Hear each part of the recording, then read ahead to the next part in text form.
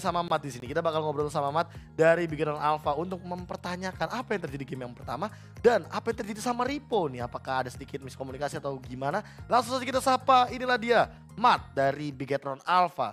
Halo Mat. Halo. Nah, udah kedengeran nih. Aduh, Mat. Kamu berkesempatan sekali untuk mendapatkan 2-0 bersama dengan Beginner Alpha. Tapi di game yang pertama bisa dibilang kalian ini kehilangan momentum. Apakah memang karena draftnya atau kalian memang ya udah ke outplay aja gitu loh dengan timing yang sangat-sangat late game seperti itu dengan 3 hero late game. Ada Cloud, ada Natalia dan juga Elis di sana. Gimana, Mat? Kalau pengen cepet-cepet end sih, jadi ke bawah late game. Pengen cepet-cepet ke bawah end gamenya, tapi kalian sadar bahwa Lancelot ya, Lancelot ini agak sedikit sulit untuk melakukan push. Oke, kalau dari Mat sendiri melihat performa dari Gifan di game yang pertama, mereka itu memang sebenarnya sangat-sangat kuat sekali di late game atau memang dari kalian ya yang sebenarnya melakukan snowball, tapi snowballnya ke arah yang berbalikan, ke arah yang salah. Jadi step demi step kalian lakukan, kecuali satu-satu jadi kerugian sendiri buat kalian. Jadi yang terjadi seperti apa menurut kamu? Dua-duanya sih, mereka defense-nya bagus, kita selalu cepet-cepet end, selalu pengen cepet-cepet end. Apakah kalian sadar bahwa di sana hero kalian itu terlalu early dan hero Gifam terlalu late, makanya kalian pengen cepet-cepet end aja atau ada alasan lain untuk kalian pengen cepet-cepet end ini? Nggak tahu, emang satu tim kan cepet-cepet end aja, end. Oh, pokoknya shot call-nya pokoknya di tim end ya gitu ya? Ya. Menarik sih kalau misalkan end ternyata tidak di end sama sekali. Nah, pertanyaannya satu nih, tadi mungkin dipertanyakan juga sama caster, shot callernya mungkin katanya dari Rainbow. Apakah benar shot callnya dari Rainbow atau sebenarnya jangan-jangan dari satu tim nih? Kalau misalkan satu komit semuanya ikutan. Gimana kalau Mat sendiri? Yang game pertama tadi semua sih terlalu banyak yang nge-call jadi bingung juga. Tapi di game yang kedua dan ketiga? Ya udah si Rainbow doang yang nge-call. Oke, menarik. Nanti kita bakal tanya-tanya lagi masalah shot goal dan tentunya kita bakal tahan dulu dari matchnya. Kita bakal ngobrol sama Joker dari tim Geek Farm. Inilah dia Joker. Mana nih Joker nih? Nah, Joker tadi di game yang satu udah menang loh. Tapi game yang kedua, game yang ketiga kalian kehilangan momentum lagi nih. Ini apa yang terjadi lagi nih sama Geek Farm? Padahal bisa dibilang secara develop atau perkembangan kalian benar-benar berkembang, apalagi Frieza ya, kita ngomongin masalah Frieza ini pemain yang bisa dibilang udah lepas banget. Nah, apa yang terjadi di game yang kedua dan game yang ketiga nih Joker? Yang menurut aku yang game kedua kita nggak manfaatin celah di HC-nya sih. Di HC kan mereka di bawah udah bully-bully lah, dunia udah dapat tower, terus malah farming terus, nggak main ke mid gitu buat cari celah kayaknya, malah kayak main MM lah gitu, malah farming biasa. Oke, berarti Bebu di sini lebih over commit untuk farming ya daripada untuk melakukan serangan agresif.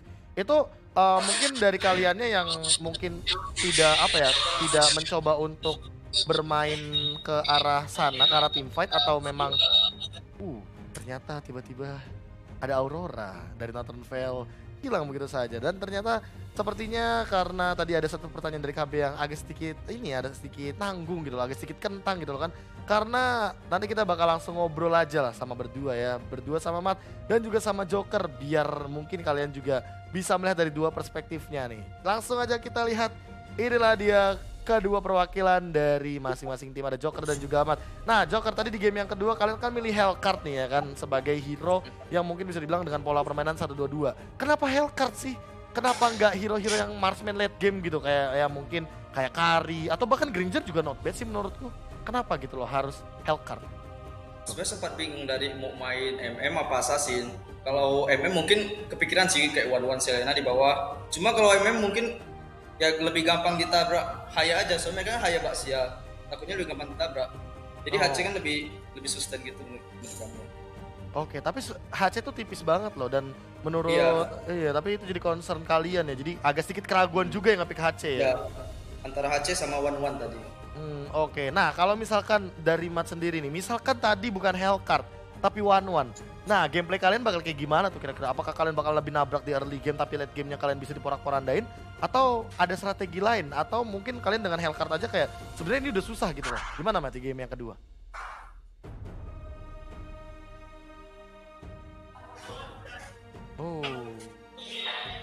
Ternyata gimana Mat? Sama aja mau Hellcard apa mau One. Mau Hellcard sama One sama aja, kalian udah pede tuh di game yang kedua berarti ya? Ya.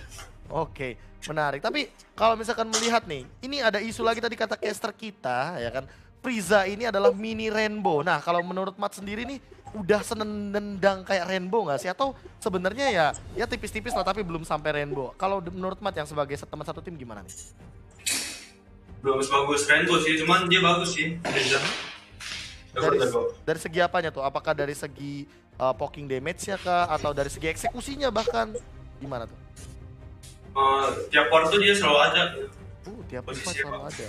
Oke, nah kalau dari Joker sendiri nih, melihat seorang Frieza yang mungkin di head-to-head-kan sama Rainbow. Ini sebenarnya dari sisi apanya sih Frieza ini bisa menjadi support yang dipandang atau mengerikan kalau menurut Joker? Menurut aku ya mekaniknya sih bagus banget ya. Cuma untuk sekarang mungkin lebih kurang bersuara aja sih. Bisa dikembangin lah untuk kedepannya. Kurang bersuara, oke. Ya Tadi mungkin lebih kurang bersuara aja. ini berarti agak sedikit berbeda ya. Mungkin mekanik mungkin mereka sama, tapi ternyata masalah shot caller tadi kita udah dapetin something information dari Matt bahwa di sini Rainbow menjadi shot callernya benar-benar sering banget untuk memberikan informasi-informasi untuk timnya. Sementara Frieza ini masih minim. Nah, ngomongin shot caller, menurut kalian sepenting apa sih shot caller ini untuk sebuah tim atau tim fight gitu loh? Mungkin dari Joker dulu. Penting sih misalnya buat kayak ada celah-celah kecil gitu ya bisa dimanfaatin dari shot caller itu. Jadi kita bisa memanfaatkan celah-celah kayak gitu buat itulah Inisiatif gitu ya. apa gimana ya. Oke, kalau dari Matt sendiri gimana? Sepenting apa sih shot caller ini? Penting banget sih. Bisa ambil objektif. Udah sampai situ aja. Ya udah. Oke, it's okay Matt dan juga Joker, terima kasih banget atas waktunya dan juga interviewnya beserta jawabannya juga. Tetap semangat karena kita masih punya minggu yang ke-7 dan ke-8. Anyway, thank you dan see you untuk kedua player kita. Ada Joker dan juga ada Matt di sana. Dan tentunya sangat-sangat menarik, tadi kita sempat melihat masalah shot caller nih buat teman-teman yang mungkin belum tahu shot caller itu apa. Shot caller itu adalah seseorang dalam sebuah tim yang nantinya akan memberikan komando atau memberikan suara biar nanti teman-teman ini tahu apa yang harus dia lakukan di menit-menit ketika mungkin si shot caller itu sudah mulai berbicara. Dan tentunya mungkin buat kalian yang belum mendapatkan shot caller dalam timnya, mungkin kalian juga bisa belajar shot call nggak cuma dari melihat dari posisi-posisi lawan, tapi juga mungkin dari cooldown yang skillnya udah keluar dari lawan-lawan kita. Karena itu sangat-sangat penting dan sangat-sangat berguna sekali untuk si carry-carry ini bisa bermain lebih bebas lagi di lini depan sana. Dan tentunya kita bakal sedikit interview lagi di Nimo segmen nanti sama sesama. Gimana nih kok? Katanya Ranger Emas meriang nih, merindukan kasih sayang kok. Waduh, ya maklum dia selalu jomblo, jadi kan gitu ya, 6 tahun dia merasakan kasih sayang. Aduh, disebut lagi 6 tahunnya. Oke, kok kita back to the topik kok. Ini melihat ada permainan 1-2-2 lagi nih yang bisa dibilang katanya sangat-sangat berpotensi untuk balik di minggu yang ke-7, minggu yang ke-8 nih kok. Melihat tadi ada Hellcard juga. Nah, kalau menurut Kolius, tadi kalau misalkan itu Hellcardnya diganti sama Marksman kayak Kari kah, kayak One kah, atau bahkan gak menutup kemungkinan kayak Granger lah minimal. Itu gameplaynya bakal berubah berapa persen sih kok?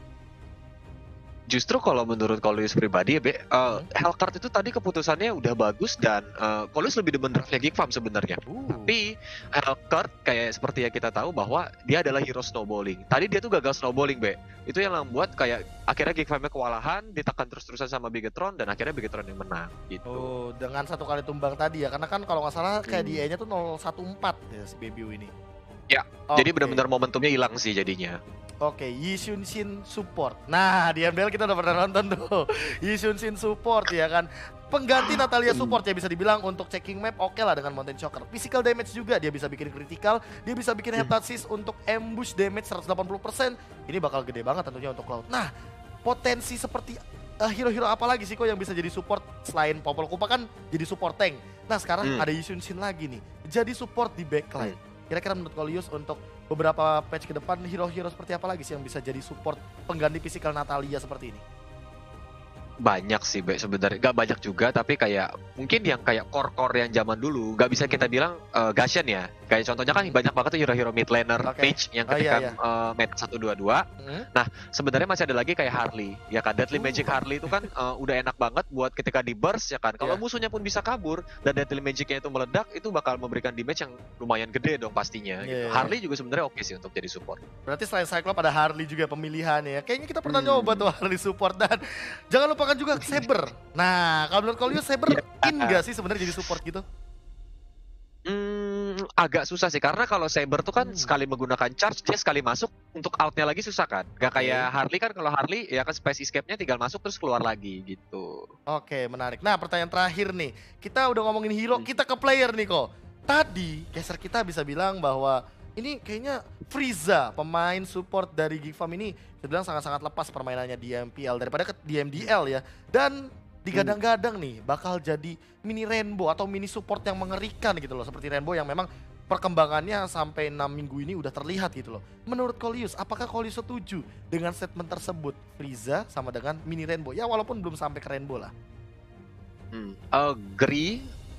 Karena memang kalau dilihat dari mekanik sebenarnya sebagai support bagus banget sih Frieza. Menurut Kolius kayak ini potensial kayak support yang bakal bagus. Tapi kayak yang kita tahu bahwa support kan gak cuma ngandelin mekanik. Balik lagi kalau mungkin tadi Kolius sambil dengar ngobrolan dari Joker juga dan juga dari Max kan, bahwa Frieza ini kan kurang komunikasi ya. Nah mungkin ketika dia sudah jago makronya nih bakal gila sih kayaknya. Berarti ini tinggal dipoles lagi makronya ya kok ya.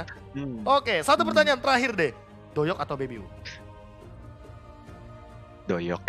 Oh, terima kasih Kolius Andre, dan itulah dia Kolius dari Nimo TV sebagai streamer kita. Anyway, jaga kesehatan kok, sampai jumpa di kesempatan yang lainnya. Ini dia Nimo Segment.